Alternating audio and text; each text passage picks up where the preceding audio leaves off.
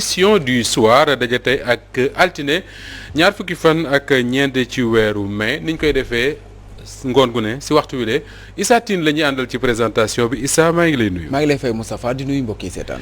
lan la ñu tànn tey di ko waxtaane ci rubrique vue du net. tey liñ fas yéene waxtaane nag mu di roppalaan googule di ñu dippee ko A320 Neo nga xam ne moom la njiitu réew Macky Sall daal di jënd mu jënd ko ci waa Airbus roppalaan gi nag daanaka jur na coow ci réewum Sénégal ndax jamono ji nga xam ne ci la ñu jënd mbir moomule bëri na sax ñoo xam ne def nañ ci ay réaction ba ci ay personnalité de l'état du Sénégal ñu nga xam ne maanaam en tout cas yàgg nañoo liggéey ci réewum Sénégal. yaa ngi wax 60 milliards juróom-benn fukki milliards nga wax fan ngeen jëlee prix bi ndax état wu Sénégal nee nañ ñoom duñ wax ci prix bi. nee nañ duñ ci wax ndax li ñu wax moo di ne en tout cas mbirum commandement bu armée la donc pour des raisons de sécurité Omar Gueye mi nga xam ne mooy recadre du gouvernement bi mu ne du ko révéler.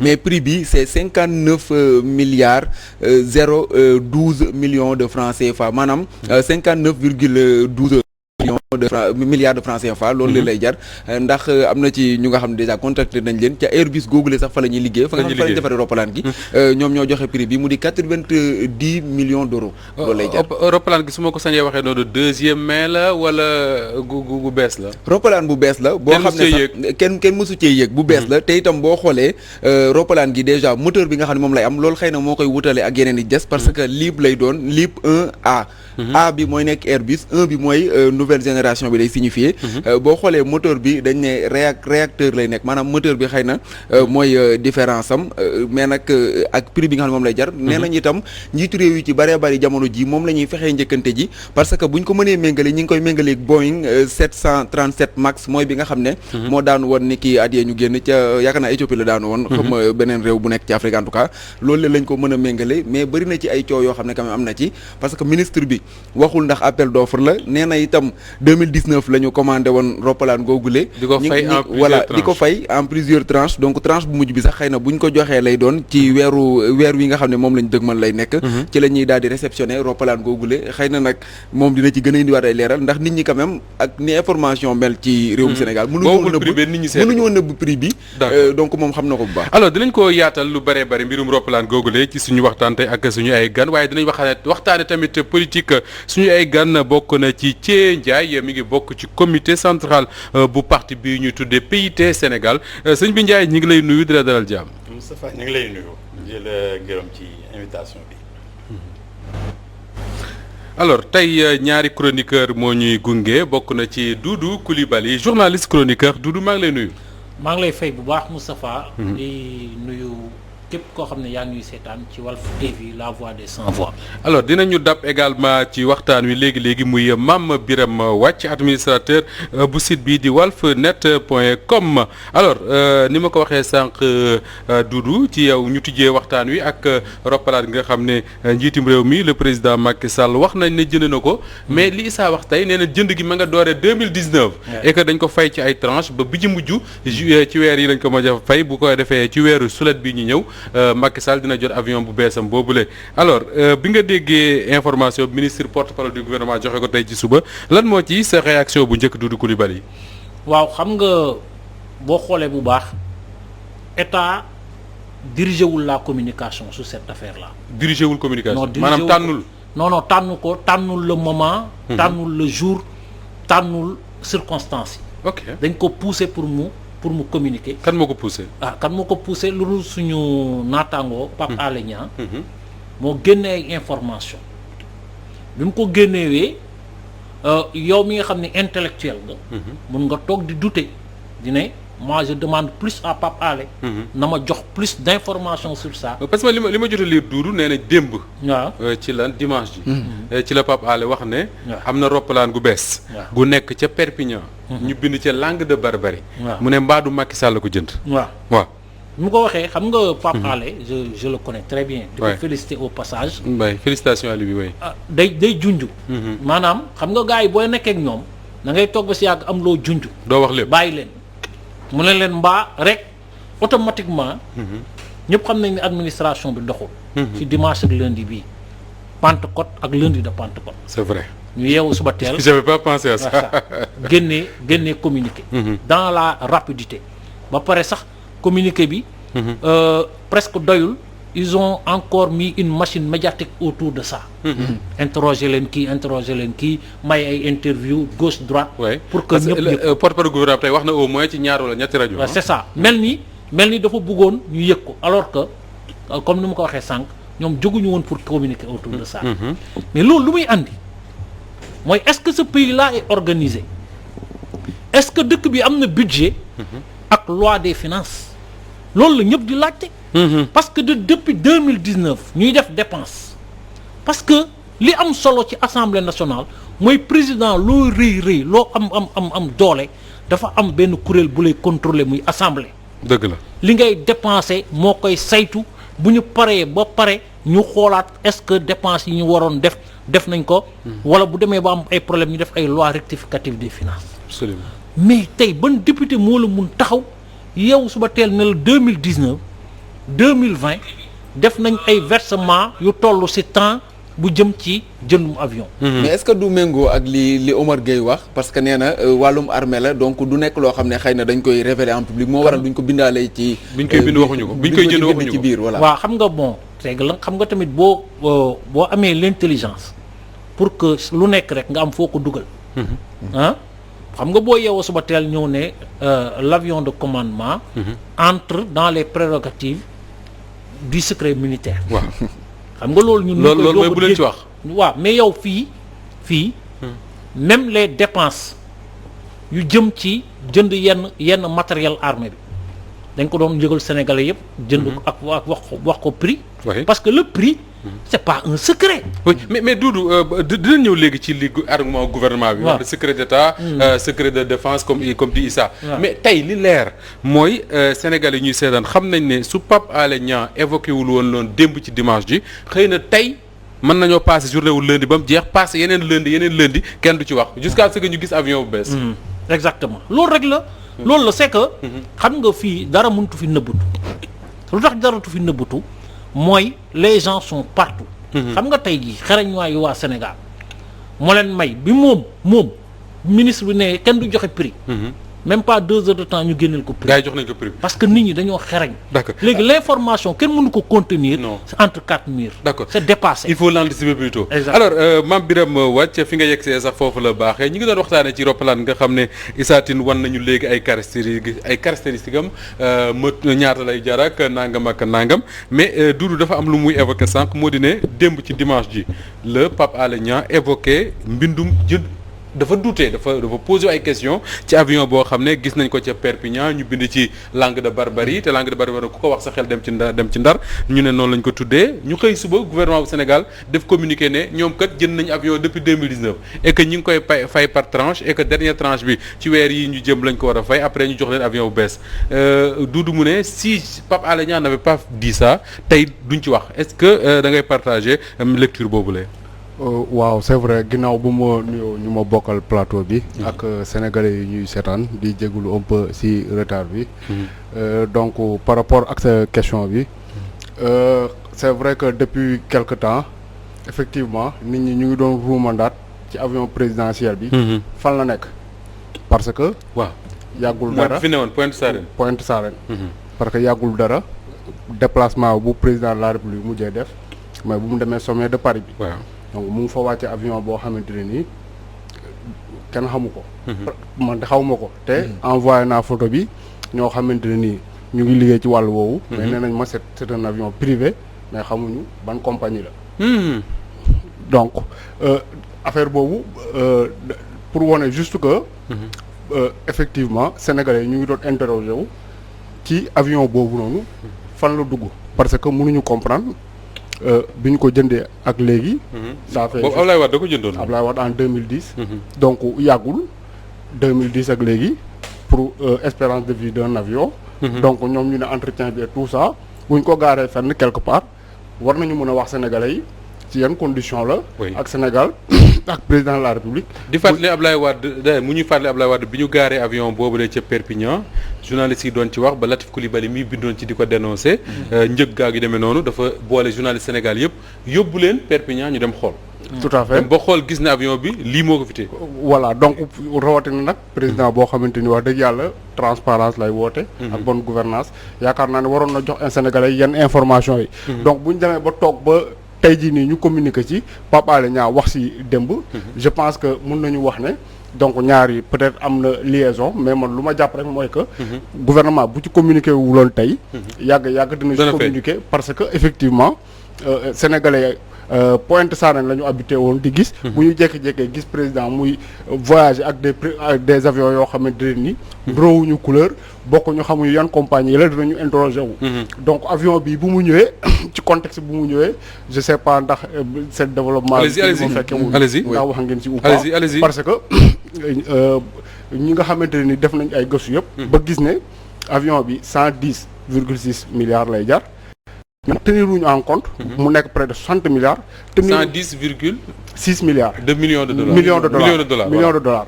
mu nekk boo ko soppee ci CFA mu jox la ñaar. près de 60 milliards 59 milliards yi lay nekk rek. 59 nañ arrondir 59,400 et quelques quoi. voilà mais coût boobu noonu.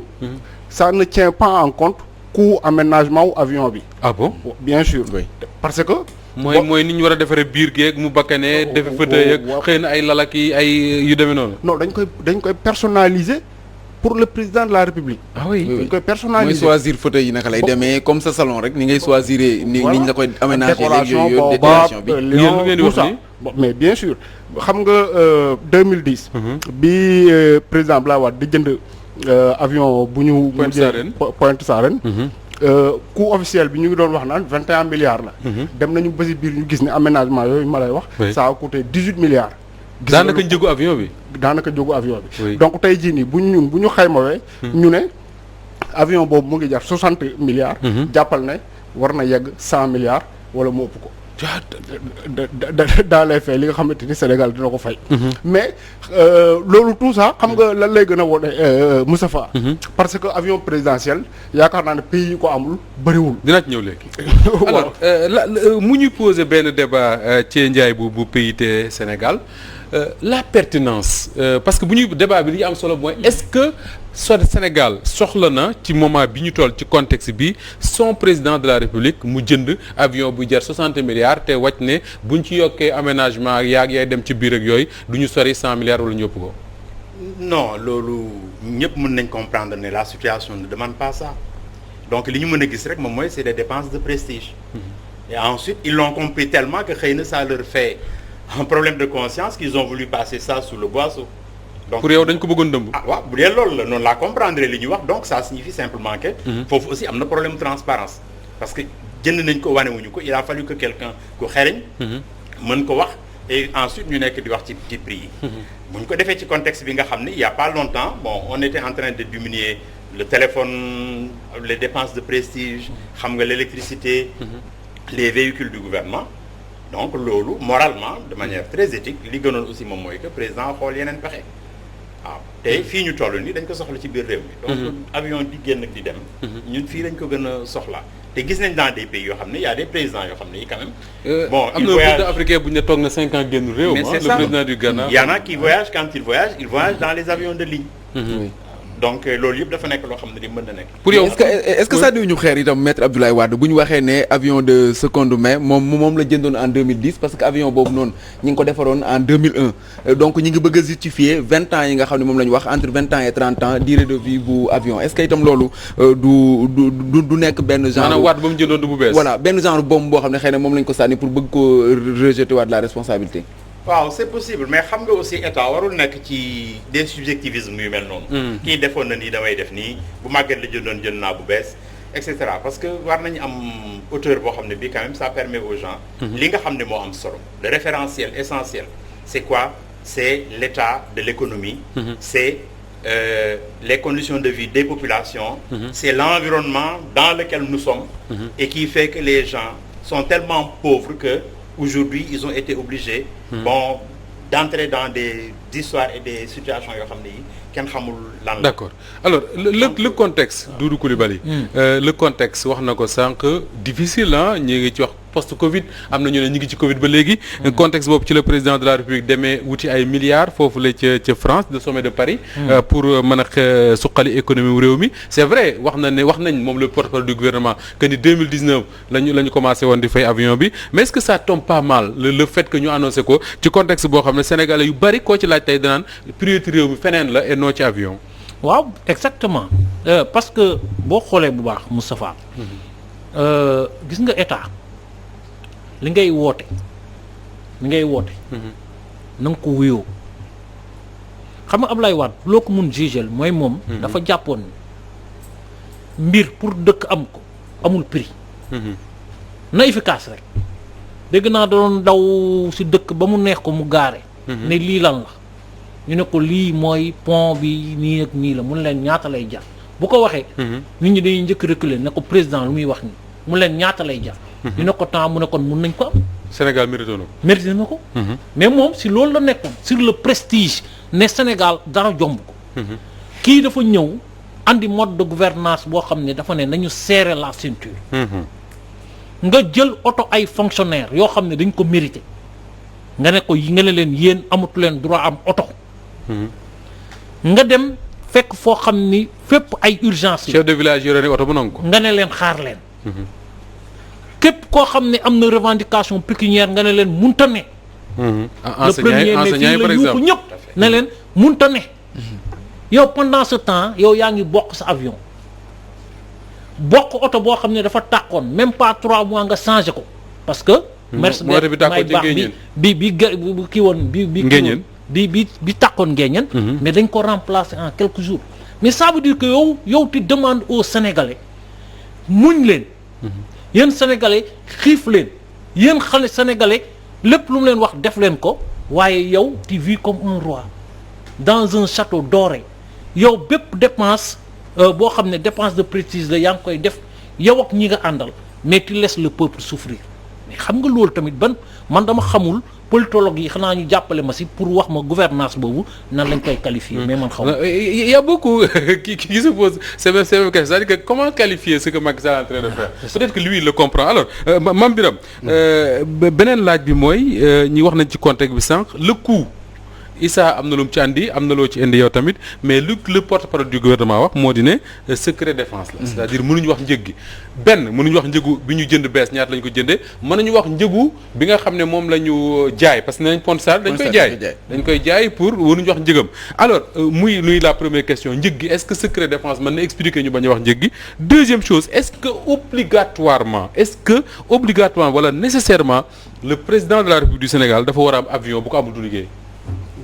waaw damay njëkk a tàmbalee ci sa question bu njëkk bi par rapport ak xam nga Moustapha li Doudou expliqué léegi loolu moo tax précisément maanaam gis nañ ne contexte bi bu ñu ko waxee tout ce que ça va créer comme tollé loolu moo tax effectivement ñu ne dañuy choisir pour ranger ko ci dossier secret défense pour ne pas nit ñi di wax ci prix bi parce que mënuñu nekk ci contexte boo xamante ne ni yow yaa ngi wax sénégalais yi ñu serrer la ceinture ngay wër un peu partout dans le monde di woote nañu effacer les dettes xam nga pays yi nga xamante ne ni doon nga leen wax pour ñu effacer sa dette sax bu ñu déggee lii mais dañu naan mais le président là il se prend pour qui yow yaa ngi wax pour ñu wàññi la say dette ngay dem di jënd avion présidentiel boo xamante ne ni man sax xëy na dawaluma ko donc raison yooyu moo tax ñuy évoquer question de sécurité bi seulement dañu xamul ne dañu am affaire ak des multinationales yoo xamante ne nii dañu coté en bourse amuñu leen loo xamante dañ koy nëbb yow tey jii nii boo jëndee lu toll ni avion mën nga ne sa dëkk doo leen ko wax mais foofu fa nga ko jëndee ñoom mënoo leen a wax ne duñu wax seen i avion ñaata waa ji nee na mi ngi mel ne téléphone bii rek bu la Issa Tine waxee ne bu nangul wax ñaata la jëlee téléphone am waaw boo demee xool prix yi gis ko tout à fait c'est exactement comme ça donc amuñu yaakaar naa ne bu ñu dee côté boobu bu ñu amoon lu ñu siy calculer je pense que c'est raté te secret défense sax est-ce que du nekk wàllum temps laa jënd ci arme temps laa jënd ci xëy na ay chars de combat yooyu noonu mooy waral xëy na ñu mën ne secret défense la parce que bu ko nit ñi xamee dinañ xam ne tu es bien outillé voilà yaa ngi armé wu mais benn avion nga wax prix bi même loolu ngay wax noonu sax dañ koy communiquer pays yi dañ koy wax par exemple tey boo commandé woon 3 avions Rafale à la France yow di nga ko France bi muy jaay Égypte ay avion kay ñëpp wax na ko dinañ ci voilà da ngay wax prix avion bi non mais da ngay wax prix avion et puis day jaar assemblée Moustapha boo bësee Google Macky Sall arme lan la lay génneel benn Macky Sall photom bu mu yoree revolver yaa ngi fàttali contexte boobu dafa demoon Pakistan di jëndee ay armes ñu wone ko nii mu leer nañ donc côté boobu ñoom nëbbuñu ko xëy na peut-être du ñu évoquer prix yeeg yooyu ñaata la te loolu je pense que ça n'intéresse pas les Sénégalais lu ñuy wax présentement mooy que le contexte bi nga xamante ne nii le président de la République dem na jënd avion boobu commandé ko indi ko ci contexte boobu nga xamante ni comme je l'ai dit tantôt Sénégalais yëpp ñu ngi naan comment ça s'appelle on nous appelle à serrer la ceinture. mais nee na 2019 la ko commencé dama xamul nag 2019 avant élection yi la wala après élection. non juin la. juin 2019 donc bi mu faloo ba pare rek voilà. xam nga 2019 précisément. septembre 2019 la fi def benn sortie mu ne de 2012 à 2019. administration bi jënd nañu plus de 307 milliards. en termes de voitures. ci ay oto waaw. très bien ñu ne yow comment ça se fait nga nekk au pouvoir. bàyyi ba sa mandat jeex ba nga entamer une nouvelle année ngay doog a poser la question du gaspillage au niveau de l'administration ñu ne donc mais c'est pas la peine puisque 9 ans la fi ñëwaat mais c'est vaut mieux tard que jamais puisqu'il en parle il y a pas de souci donc on part sur une nouvelle dynamique donc lii nii su amee ça montre tout simplement que comme nu ko Doudou waxee tout à l'heure le président de la République moom instant yi miy wax sénégalais nañu serrer la ceinture moom mu ngi xoolaat muy bànneexoo alors est-ce que au-delà du président de la République lui-même est-ce que tey suñu classe politique wala bokk lenn ci suñu classe politique amuñu problème pour bokk ak sénégalais yi ay priorité mais si loolu moom laa gëm te gëm naa sax ne Sénégal bi mu nekkee Sénégal ba léegi honnêtement amuñu président boo xam ne bii yéene na jàmm mi jàmm amuñu président bu ko xam amuñu président boo xam ne bii réew mi yitteel na leen président bu xam réew mi waaw bu xam réew mi dëgg-dëgg parce que président bu xam réew mi doo doxalee ni ñu doxalee ñoom ñi fi jaar ñëpp les 4 présidents 4 yëpp waaw donc jusqu'à présent ñun amaguñu nit ñoo xam ne ñi ñoom ñoo namp ci li nga xam ne moom la réew mi xam ci aada moom la réew mi xam ci caada moom la réew mi xam ci yiw moom la réew mi xam ci diine est-ce que du tayef parce que président Macky Sall mosul génn Sénégal diggante Fatick daanaka ak Podor ga nga xam ne xëy na mooy cosaanam ak yooyu noonu élection yi gis nañ fi mbër yëpp poste yi nga xam ne daanaka mooy poste clé yëpp daanaka occupé na ko mel ni ko yor escalier ba àgg présidence kooku war na mën a xam réewum Sénégal waaw mais xam nga dafa aajuwul foofu bon dégg naa sëriñ si yi nga xam ne ñoom ñoo nekk suñu sëriñ si fii boo fi jógewaan dem di jàngi Arabie Saoudite dañ naan la boo demee utal xam-xam ba mel na nga fa bàyyi jikko yi ñoom ñëpp benn école bi moo leen jàngal moo leen nampal benn société bi moom lañ yaakaar ku fi nekk président li ngay njëkk a xante moom mooy dem tugal ñoom ñëpp ils ont marché ci conditionnalité yi nga xam ne moom la FMI ak Banque mondiale am donc wër réew mi mais xam réew mi ko gën mën nga wër réew mi dem lu nekk nga gis ko mais bu fekkee déjà yow amuloo yéene parce que dama ne non seulement xam mais am na yéene nga am yéenewu lii fi nekk nga ne yow man kat maa ngi soxeekoo ci ay ñoo xam ne dañoo sonn lii nga xam ne moom laa gis daw na suma yaram te sama àdduna yëpp maa ngi koy taxawal ci lii président bu xam réew mi day doon kon président boo xam ne le minimum lay def pour lui c'est-à-dire que comme di wàcc soxlawul jënd avion 60 milliards soxlawul jënd Mercedes Maybach bu je ne sais pas combien de milliards c'est ça président bu dox xam réew noonu lay doxale non mais noonu lay doxale parce que da ngay xam ne réew mi am na foo xam ne fii fi mu nekk nii nit ñi comme ni ñuy wax bu ñu añee du ñu reer man am na foo xam ne fi xam naa fa boo demee à partir de février mars nit ñi pratiquement seen lekk jeex na oui mango la ñuy jël di ko baxal en attendant mbay mi ñor waaw en attendant mbay mi ñor di ko baxal mu nekk compote ñu koy lekk fii ci bu nawet bu duggee bu ñu commencé di liggéey ay uul la ñuy xóoyal di ko naan te bu ñuy dem li ñu naan takk biir am na dañuy jël ceinture chanvre yooyu takk seen biir ba mu ne dang ñu dem liggéey pour bañ a xiif waaw bu foño bi commencé wala mboq mi ci la ñuy door a commencé lekk. te loolu aussi du yàgg. xam naa dinañ ci gën a yaatale mais lan moo tax kon le président de la République malgré li nga wax ni yëpp. PIT Sénégal continuer di ko seen parti continuer di ko soutenir ak li ñu xamoon ci PIT quand même valeurs yi Amath Dansokho incarné woon ak peut-être ñeneen. waaw bon loolu dafa nekk loo xam ne li xëy na concours de circonstances moom moo ci ñëw. ñu théoriser un certain nombre de choses. mais c'est pas évident que loolu ñëpp ànd ci wala mu neex ñëpp wala ni muy demee ñëpp. neexul parti bi yëpp. waaw neexul ñëpp en tout cas am na nu ñu daan doxalee. ci suñu alliance. le minimum moom mooy booy dem ci alliance nga am protocole d'accord mooy nga ñëw wax ak chef d'état bi. ñëw wax ak parti bi nga xam ne moo nekk au pouvoir. ngeen am un minimum de plateforme boo xam ne bi da ngeen koy teg. mutualiser seen force ñun mën nañ def ni à condition que ñu am moyen wu def. loolu amul ci seen diggante. non gisuñu ko parce que jusqu'à présent nous ne l'avons pas rencontré en tant que parti nous n'avons pas rencontré son parti. En tant que parti partenaire. En fait ñun dañ dugg ci gouvernement bi sax c'était par le biais. de Benno Siggil Sénégal. Et en fait nous pouvons dire que ñun plus ou moins entre guillemets Moustapha Niasse moo ñu ci dugal. parce que on était en campagne pour lui dans la présidence. D'accord. Mais léegi nag ñoom ñi ko bëgg a justifier par li ñuy wax.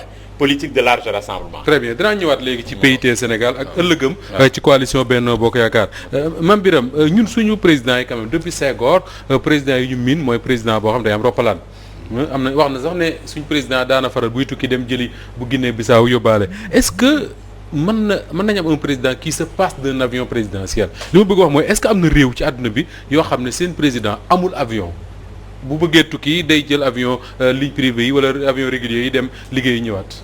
non bëriwul. bëriwul est-ce que président war na am avion. Oui. Donc loolu je pense que ñoom sax pour des questions de sécurité. dañ lay wax ne ce n'est pas sûr que ngay dem di jël ligne privée et tout ça. li gën a wóor mooy que. le président am avion boppam. Donc loolu. président yi nga xamante ni amuñu ko bëriwul. c'est des cas du Libéria même président Guinée-Bissau sax am na. aéronefam am na ko mais yi nga xamante ni moo gën a bëri. mooy que avion bi armée de l'air moo koy moom ci armée de l'air lay nekk. Si le président bëgg na déplacer wu. mu wax armée de l'air ñu mettre à sa disposition un avion de commandement mu dem voyager ci. te loolu boo xoolee Moustapha moo gën a yeenu maanaam. tey jii nii Chine bi nga xamante ni ñu ngi naan nekk na première puissance ou pas. président tey jii nii buy déplacer wu kenn mënu laa wax ne avion bii lay jël dañuy toog ba au dernier moment ñu génne benn avion teg mu dugg ci dem. donc loolu noonu non seulement ça économise de l'argent pour nu mu tuddati le pays. mais déplacement président c'est quoi. tey jii nii da ngay gis un président de la République boo xamante ni pendant toute l'année. 2 déplacements lay def 3 déplacements. mais 3 déplacements pour 365 jours je pense que loolu noonu. pour économie sa dëkk war nga mën a véritablement comment dire avion bi nga xamante ni sa armée de l'air ñoom bu ñu nee dañuy def seen décompte appareil du mat 5. yow nga jël sa avion nga mettre ko à leur disposition boo bëggee voyage ñu yóbbu la loolu moo gën a yeenu maanaam. mais est-ce que dina liggéey kon. mais est-ce que buñ ko defoon dina liggéey jël avion armée de l'air président parce que président li muy tukki daanaka boo moytuwul kon avion bi dootul liggéeyati pour armée de l'air de. non dégguloo li ma la wax. dans l'année président yu xam nga Moustapha mu ngi wax sànq ne le président ghanéen toog na pratiquement 5 ans yoo xam te ni génnul dëkkam. boo ko seetee le président Yaya Jammeh bu jógee Gambie daan na toog pendant pratiquement toute une année du génn benn yoon dëkkam donc je dis que pour un président de la République nekkul ko. est-ce que du benn mythe bu ñu créé que ni le président doit forcément voyager. non est-ce que c'est pas mythe la ak prestige. oui mythe la ak prestige parce que tey jii nii xam nga Moustapha. ñoom du ñu mën a comprendre par exemple un sommet international am na. tous les présidents nu mu tuddee des grandes puissances yoo xamante ni ñoom c'est normal que ñu am ko pour des questions de sécurité et tout ça. bu Sénégal bu ñu wàcc seen avion yow tamit nga ne da ngay wàcc ak sa avion boo xamante ni duñ ci bind air nangam sangam. oui ñu ciy bind mooy Pointe de Sarène wala Pointe de Sangomar.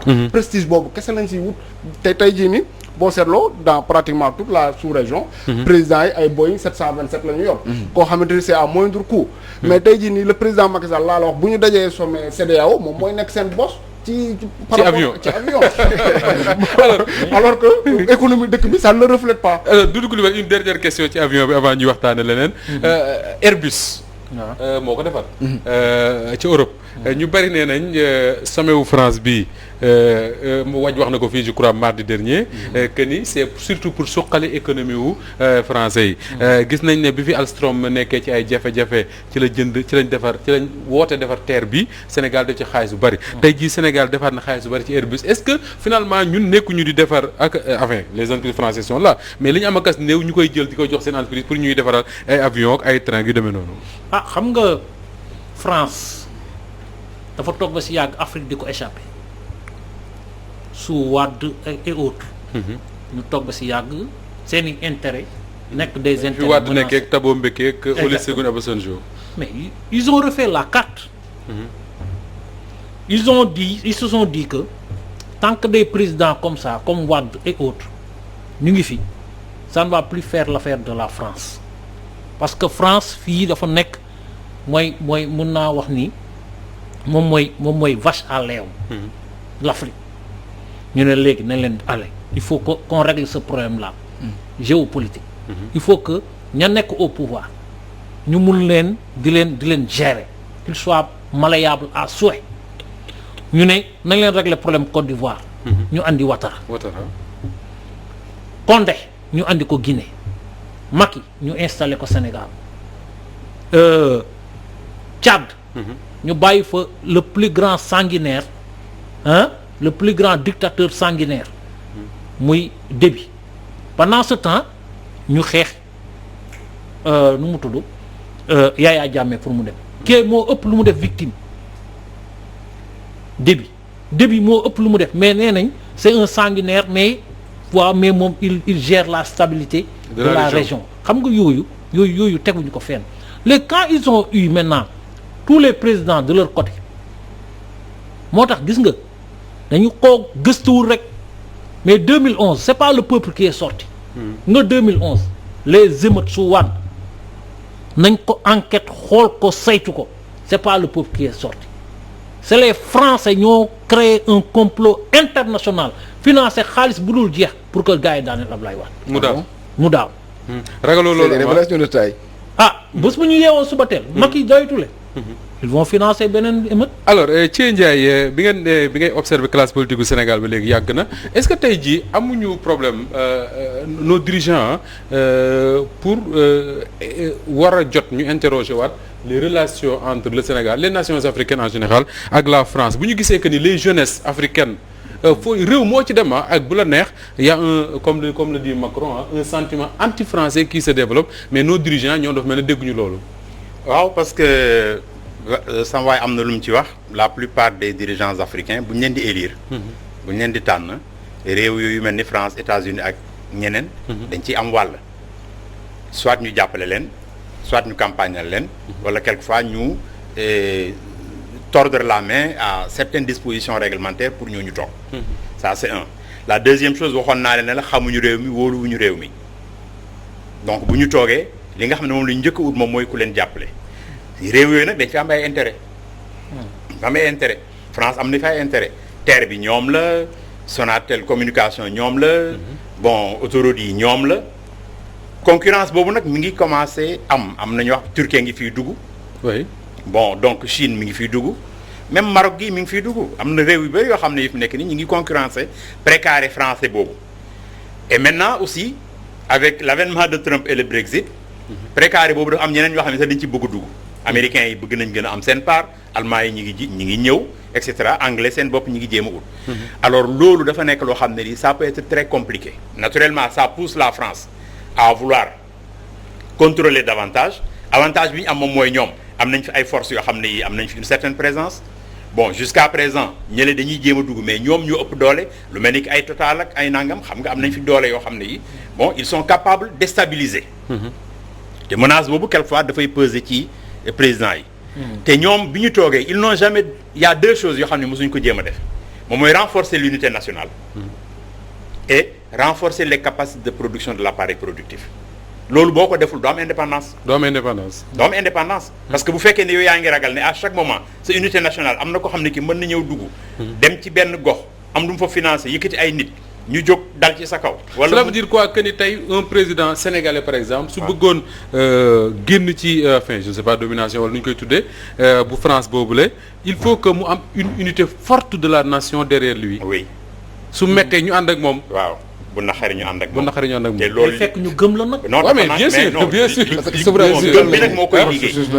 gëm bi moo koy liggéey processus la. voilà processus la. mais est-ce que itam duñ commencer ci industrialisation bu ñu xooloon usines yu bëree bëri juddu parce que boo xoolee réew yu mag yi nga xam ne ñoo nekkee ci àdduna bi yu ci bëree bëri xëy na foofu lañ jaare ñoom itam ba mën a dem ci concurrence bi au niveau international tey suñuy réew yu Afrique daanaka amul dara loo xam ne dañ ko fi produire ñooñu itam est-ce que du suñuy négocier moom laa lay wax ne la appareil productif il faut ñu développer ko te am na ci loo xam ne suñu bopp ndànk-ndànk. voilà libéré te industrialisation boobu li ñuy wax industrialisation industrieuse moom mooy commencer au niveau des localités de base ñi nga xam ne am nañ parce que fii léeg nga gis ñu ne la mais boo demee Kolda am na ko defar oto boo demee fële am na ko defar lii y a des gens yoo xam ne ñoom ñi ngi liggéey ci li nga xam ne moom la nit ñiy bayee mais loolu soxla la boo ñëwee fekk foo xam ne fi nit ñaa ngi bay am na ñu mën a defar kii des unités de production locale mën na nekk ba nga xam ne loolu mën na dem ba évoluer ba permettre ñu construire un tissu industriel extraordinaire. D'accord alors ñu wax ñaari baat ci marche bi fi amoon démb dimanche sitting avant ñu waxtaanee wàllu politique enfin politique la ñu wax boobu léegi ak Thié Ndiaye Mame Birame Wathie d'abord la manifestation contre l'homosexualité ñu bari nee nañ nit ñi génn surtout les jeunes c'était à prévoir que ni. C'est la réponse du peuple ci li Macky Sall waxoon fi Obama ñëwee que ni pareeguñ que ni pour les Sénégalais c'était l'occasion de lui montrer que ni parewuñu tey te duñu pare suba est-ce que même lecture bi ngay am ci mobilisation bi am place de la nation dimanche. Oui tout à fait xam nga man moom sérieusement j'ai été surpris par la mobilisation waaw yaakaaruma woon ne Sénégalais yi dinañu wàccee noonu ci mbedd mi vraiment booy calculer c'est l'une des plus grande mobilisation. Oui. Bon. Mais même la mobilisation pour soutenir la Palestine également noonu la drainer. waaw tout à fait mais dafa mel ne contexte bi fi ñu toll nii sénégalais yi ñoom wàcc ci mbedd mi moom dañ sawar nañ ci quoi. je sais pas ce qui l'explique mais véritablement. ku leen woo ñu ñëw. donc loolu beneen affaire la par rapport ak sa question bi. oui donc man effectivement mun nañu wax ne sénégalais yi tontu nañu le président Macky Sall. Mais au-delà du président de Macky Sall. tontu nañu tamit la communauté internationale wax nañ ne. au-delà de notre président dëkk bii di Sénégal. homosexualité nanguwuñu ko fi. mais c'est une réponse que bu Macky Sall joxoon la communauté internationale ci iTélé je pense bi muy wax ne Sénégal du nangu kenn di ko imposer nan lay gérer des trucs de ce genre il dit qu'on n'a pas de problème avec les homosexuels mais kenn duñu ko imposer quand même. mais xam nga boo demee ci médias internationaux yi. surtout comme ak bi fi Obama ñëwee nga xamante ne ni caméra yi monde bi yëpp ñu ngi la tiim. mënuloo fa wax leneen mënu fa wax leneen lu li mu wax noonu. parce que les Sénégalais l'avaient à l'œil.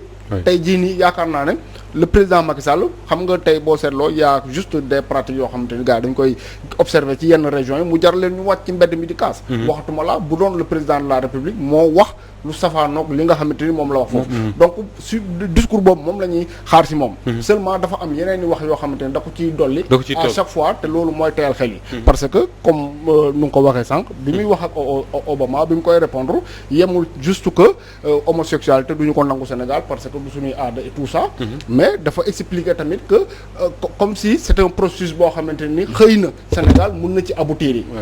mun na ci aboutir mën naa am ñu pare xëy na. voilà tout à fait donc manifestation yu mel nii day tax non seulement day wane ne non seulement sénégalais yi tontu nañu comment dire le président de la République. nee nañu ko parewuñu comme nu nga ko waxee sànq. mais tamit tontu nañu beneen président bu nga xamante ni mu ngi fii bëgg a ñëw pour soulever une telle question parce que sénégalais yi wane nañ déjà leur hostilité par rapport à cette pratique là te manifestation bii nii bul fàtte ne nekkul rek médias sénégalais yi ñoo ko couvrir. oui donc toutes les télévisions. waaw France sax jot nañ ci ba menacer Babacar Mboup. j'ai lu quelque part les lobbies LGBT en France ñu ne Babacar Mboup c'est un extrémiste salafiste.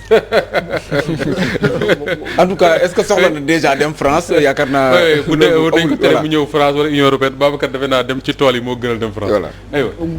donc mu wan la rek juste que benn comment dire comme li ngay wax noonu tey boo seetloo.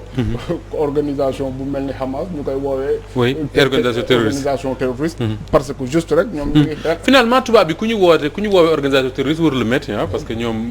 waaw booy déranger rek. booy déranger terroriste boo wonee sa d'accord alors une autre question sur ça ak pour yéen ñaar mais Doudou Coulibaly d'abord. est-ce que tey le peuple n'a pas mis la pression c'est-à-dire que mettre l'Assemblée nationale dos au mur parce que li ñu wax ni mooy seen bëgg-bëgg mooy déposer benn document à l'Assemblée. wax député yi ñu voté ko tey jii le peuple moo génn parce que kenn du ma wax ne ma ñi fi newoon dimanche du le peuple sénégalais. le peuple ñoo génn wax ne suñu ay représentants lii lañ bëgg ngeen voté est-ce que tey l'Assemblée nationale narul am problème. Assemblée nationale bu dee assemblée bu peuple bi la mun na am problème. mais assemblée boo xam ni dafa tëx muuma. lépp loo xam ne moom la président bi bëgg moom lay def man du ma bett ñoom ñu def loolu. ñu bañ ne duñ ko voté. ñu voté loolu. ñu voté criminalisé. non ñoom ñu voté waaw. bañ a criminalisé. bañ a criminalisé. parce que bëgg-bëgg mooy ñu dem assemblée voté ne criminalisé. xam nga gars yi chaque jour dañuy ut fu mu gën a nooyee ni ñu koy nooyale. xam nga lu tax ma bëgg dellu si ginnaaw mooy Obama daf ñu yàpp bu ñëwee fi posé loolu. xam nga président buy waaj a ñëw ci réew. day am réunion protocolaire. oui. sur les questions qui seront discutées. oui. su Sénégal taxawoon ne ko. cette question là. il n'est pas question que mu fiy jib du fi jib mais kan moo posé question bi c'est un journaliste américain. moo ñëw posé ko parce que ñoom dañuy am objectif de communication dëkk bu ñu dem. parce que dëkk yooyu journalistes yooyu. ñoom le président américain di trimballer fu ne. c'est la presse de la Maison Blanche. exactement dañ koy ne Trudeau sax ne benn canadien yaakaar naa wala canadien moo ko posé. bu ñu demee si Macky il faut lui poser telle question réponse am sax intéressant parce que xam nañu la société sénégalaise ak loolu xam nañu ba pare ak réponse bi. mais nañ ko kii léegi moom tamit. préparé à cette question là tontuwul lu leer il a dit pour le moment. oui. le premier ministre canadien ñëwaat.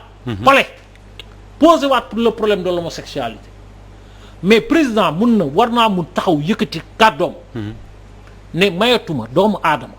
ak président boo munti toll ngay ñëw fii suñu réew. wax nañ ci pare nañ ci waaw c'est réglé. soo tey jii y a pas un chef d'État bu nar a dem France par exemple di leen poser débat sur l'esclavage ak ay nu ñu koy wax sax polygamie ak yooyu. polygamie moom Macky Sall sañu ko. ban image laa la bëgg jox Iran. Iran des diplomates américains sont venus là-bas. war a ñëw rencontrer le premier ministre. mais ñoom dañoo muur. waaw. jigéen ñi. ba ñuy ñëw dañoo muur. parce que l'Iran dafa am ñoom dañu am seen ay affaires yoo xam ne dañ koy décider. duñ ko négocier ne la duñ ko négocier soo bëggee nga dugg. nga respecter lii soo bëggulee nga toog sa kër.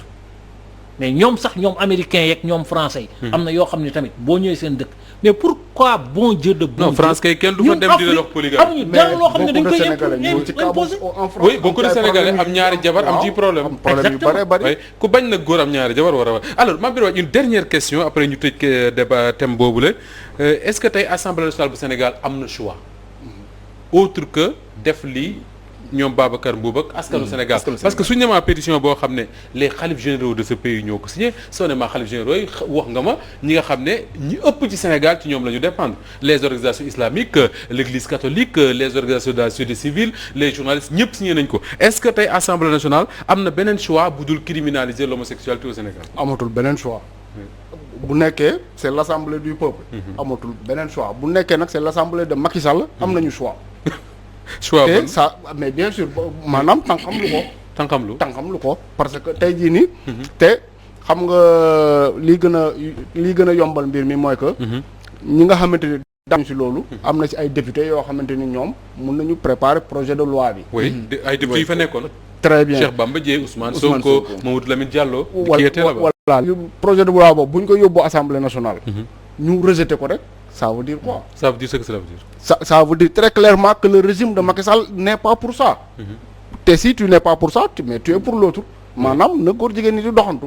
mais est-ce que président Macky Sall enfin on dit de lui c'est un homme politique intelligent. Est-ce que lii c'est pas une aubaine pour lui c'est-à-dire que mu am une réponse à la communauté internationale ne leen man sama peuple ñoom ñoo daje. li nga xam ne moom la sama peuple yaakaar muy seen ay sëriñ ak seen ay chef église ak ñëpp ñoom ñooy defar document ñëw ne ma damay criminaliser est-ce que c'est pas une aubaine pour lui au lieu que mu nekk décision moom mu nekk une décision du peuple sénégalais. bu muy défendre normalement foofu la waroon a jaar. véritablement pour imposer loolu. mais seulement dafa y a même grand Doudou mais y a un problème.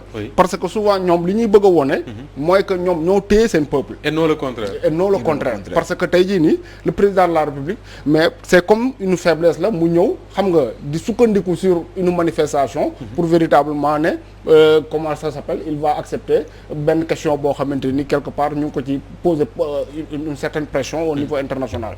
donc loolu ce serait normal mais malheureusement. pour le président de la République surtout dans nos pays africains la nga xamante ne dictature lay gën a ndural. les présidents de la République ñoom lu ñu bëgg mooy wane ne quelque part ñoom ñoo téye askan wi. seen bëgg-bëgg. pourtant là c'est facile de dire au monde entier que le peuple sénégalais a décidé. et les engagements internationaux et électoraux ya nga jëloon avant ngay falu. foo ko teg. doo ko mun génnee. xam nga fii. balaa ngay falu dama bëgg nit ñi def attention. Macky Sall il n'a pas commencé en 2012. Macky Sall a commencé à travailler avec la France en 2007. ba ko Sénat invité tappal ko médaille. Sénat wu France. bu France. depuis 2007. boobu mooy premier ministre. mu ngi liggéey ak ñoom. mais ñooñu booy liggéey ak ñoom dafa am parce que est-ce que xam nga ni Macky lu mu amoon ci moyen. ci campagne dafa jéggi dayo am na benn instant boo xam ne premier tour bi il a damé le pion à Ablaye Wade sur le plan des moyens. fan la ko jëlee mais tu prends des engagements. Après, si tu es président, mais tu es obligé de les respecter. D'accord. Mais est-ce qu'Assemblée aussi, Moustapha, boobu sax xëy na du nekk question mais juste une appréciation est-ce que ñoom déjà raté wuñu benn occasion muy ñi nga xam ne sax ñoo far ak moom parce que boo xoolee occasion bi ni nit ñi baree woon place de l'Obélisque même jour bi nga xam ne moom la ñu manifester pour le soutien de la Palestine je pense que ni demoon ñoom ñi far ak président Macky Sall wane sax au moins seen soutien au peuple sénégalais te boobaa dinañu dugg dans l'histoire mais opposition rek dafa nekkoon oui ku mel ne Lamine Bara Gaye par exemple APR moom dafa jàpp ne waa APR seeni député wala ñeneen mënoon nañ fa dem toog bu ñu jëlee kàddu wax réitérer les propos du président Macky Sall bi mu fi mais pour toutes les deux manifestations kenn waru leen foon a jiitu am nañu droit alors ñu jeexal waxtaane PIT Sénégal ndax suñu gan tey loolu moo ko gën a soxal mu ñëw bokk ci waxtaan wi muy Thié Ndiaye am na loo xam ne PIT doon na ko def ci week-end bi la mooy daje comité central am suma juumul ak bureau politique lan moo doon solo si waxtaan woowule waaw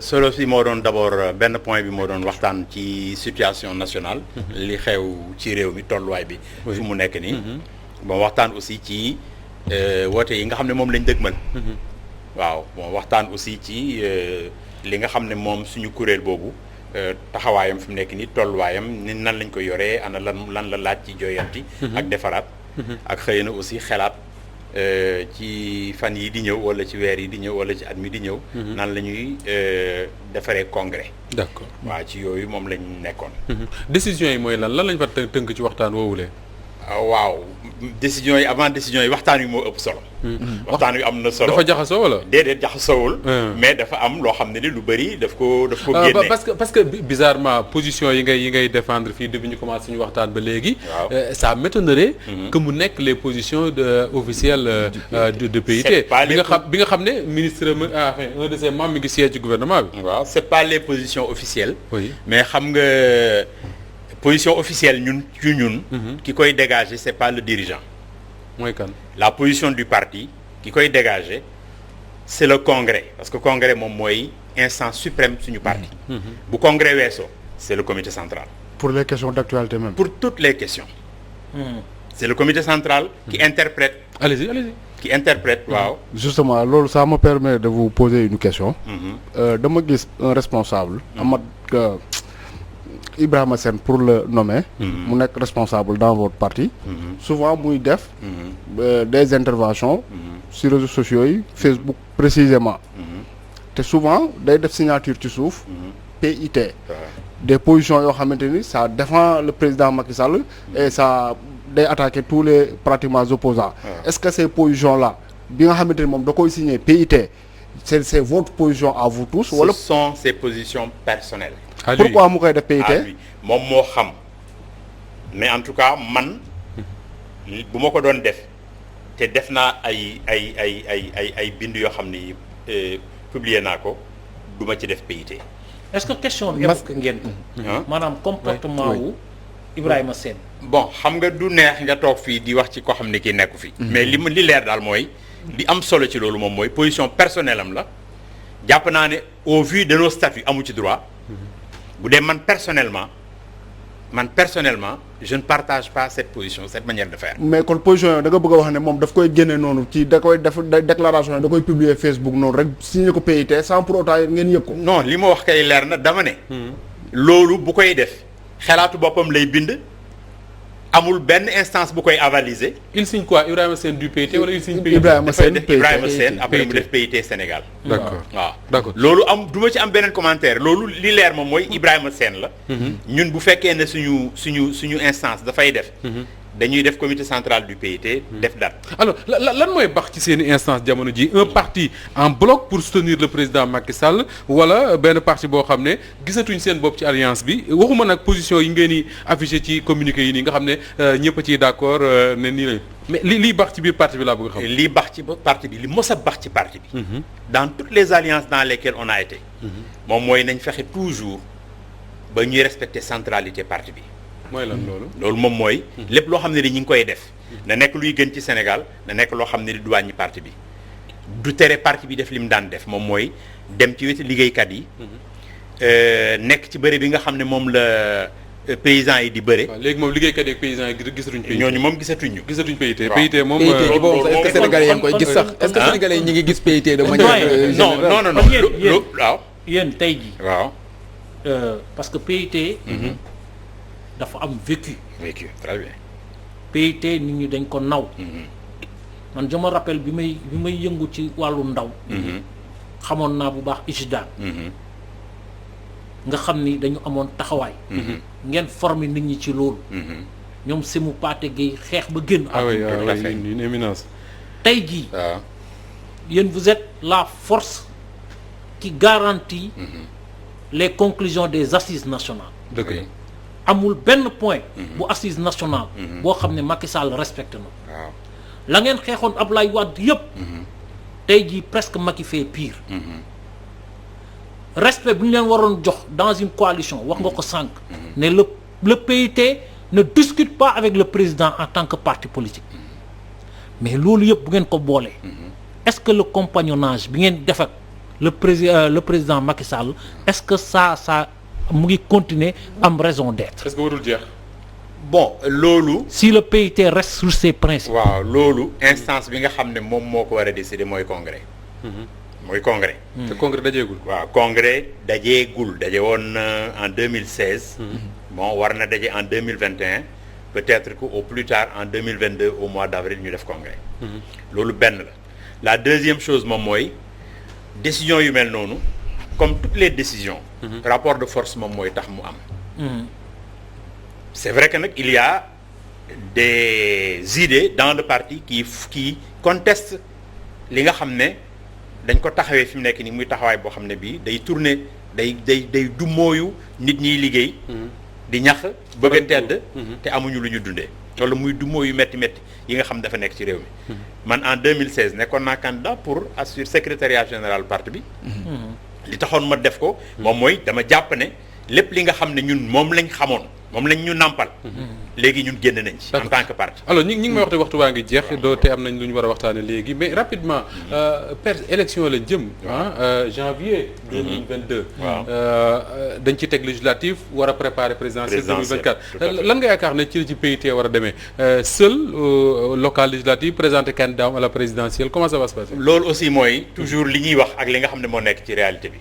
ñoom xëy na peut-être mën nañu wax ne am nañ PIT parce que ñi ngi ci benn bokk yaakaar xëy na li ñu mën a wax moom mooy nit ñi buñ ko mënee def nañ dem bokk ci coalition bi mais je crois que résolution bii génn du ñàkk mu am foo xam ne fi dina beral loxo ne bu fekkee coalition bi niñ ko xamee muy doxee nii nga xam ne ñoom seen bopp ñoom ñoo nar a tas lépp bu fekkee noonu la nar a demee bon en tout cas dina am yeneen choix yoo xam ne dañ koy def loolu moom mooy le discours officiel mais le discours bi nga xam ne moo nekk sur le terrain mooy que nit ñi ñoom ña nga fa xam nañ ñi nga xam ne ñoom la ñuy tabb ndax nit ñi bëgg nañ leen ñoom am na lu ñu bëgg ñoom itam parce que am na lu ñu liggéeyal askan wi askan wi leen wax ne leen mais yéen dañu bëgg ngeen bokk ci foo xam ne fii suñu camarades yi toog nañ gis ne ñoom mën nañu am dara wala amoon nañ fa dara wala ñu ngi liggéeyal nit ñi te nit ñi bëgg nañ ñu dem bu ñu mënee présenter liste dinañ ko présenter bu ñu mënee bokk ak yeneen coalition est-ce que mën nañ gis des éléments du PIT bokk ci coalition opposition dans certaines zones par exemple non am na zone yoo xam ne nous avons eu des conseillers 7 conseillers dans des zones dans une zone par exemple boo xam ne bi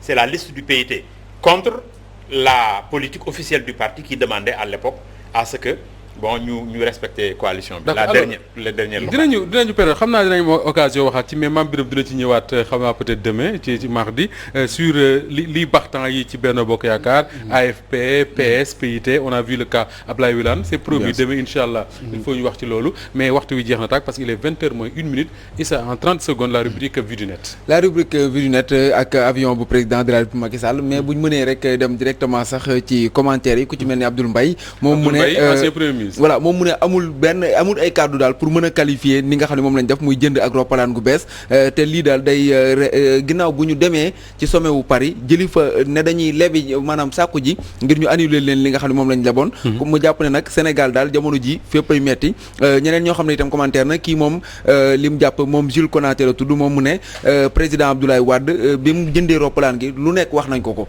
donc kon ana ñi nga xam ne ñoo doon wax ak président Abdoulaye Wade nañ jóg ñoom itam wax ci le président de la République Macky Sall kii lee di Pape Alé Fall Ndiaye moom mu ne est-ce que dafa obligatoire ci am réew mu am avion présidentiel mooy comme li nga xam ne moom nga doon laaj sànq Mame Birame wàcc waaye nag am na ñeneen itam ñu commentaire ndax kii nee na moom Fallou Mbaye mu ne tantôt voiture de luxe la ñuy wax yenn saa itam ñu naan boo xam ne sa ay milliards lay jar ñu toog ba mu yàgg dañu wax avion présidentiel mu ne président de la République Macky Sall amul considération ci ñi nga xam ne ñoo di askan wi moom sax dem na ba ne ko barke borom Touba yàlla nañu yàlla àtte mu ni kàddu yoo xam ne moom la yëkkati moom voilà kon ki ci des daal di ne Pape Dame Seck moom mu ne est-ce que mooy le même président moo demoon Paris di plaider pour l'annulation de la dette bi nga xam ne daanaka jàpp nañ ne lu bari la Moustapha jaajëf Issa Tine Thié Ndiaye maa ngi lay gërëm bu baax wax dëgg yàlla amoon mbégte di ànd ak yow ci l'édition du soir Mame Birame Wathie on se retrouve demain incha allahu rabbi Doudou Coulibaly kontaan naa trop di am yaakaar nag que ne di nga ñëw plus souvent dañu accompagner dans l'édition du soir parce que vraiment ça s'appelle l'édition du soir mais je vais en faire le club des chroniqueurs quoi ils pourront passer quand ils veulent pour qu'on parle du Sénégal et des Sénégalais di jaajëfal baax toute l'équipe technique Baldé ak Pape Modou